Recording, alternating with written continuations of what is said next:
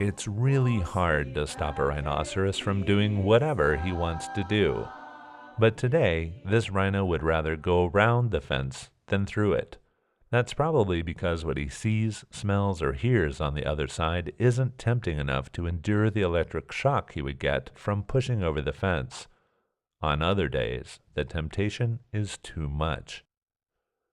This fence is along the border between Greater Kruger National Park and the rest of South Africa.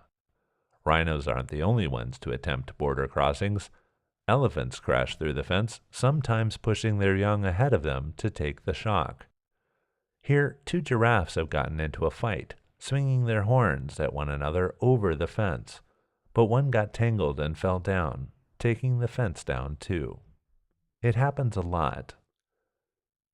Even though the Greater Kruger National Park is about the size of Israel, it's not large enough for these lions.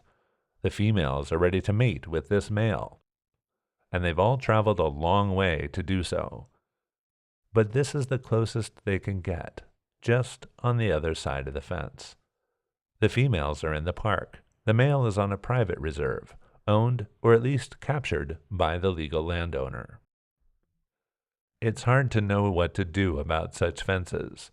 Coexistence between humans and other animals isn't easy.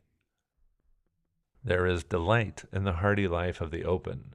There are no words that can tell the hidden spirit of the wilderness, that can reveal its mystery, its melancholy, and its charm. But take just a short walk near a herd of wild buffalo, and most anyone will be convinced not to spend too much time in the hardy life of the open. It's delightful, but dangerous. Plus, here there's drought, disease, extreme heat. With our expanding population, however, we've taken over land that our ancestors would have avoided. At one time, our population was much smaller, and animals outnumbered us. Then we built fences around our towns and cities instead of fences around the other animals. But our species survived and thrived, and the other animals are now the ones shut in. Because of our own species' success, we now face some difficult choices.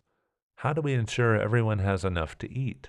How do we conserve our natural resources, our air, water, land, climate, so that they increase in value, so that our children, and there are more and more of them, have at least the same opportunity to thrive as we do?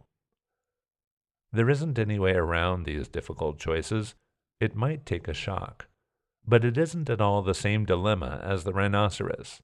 He can see, smell, and hear what he's after on the other side of the fence. Ultimately, this is all we've got.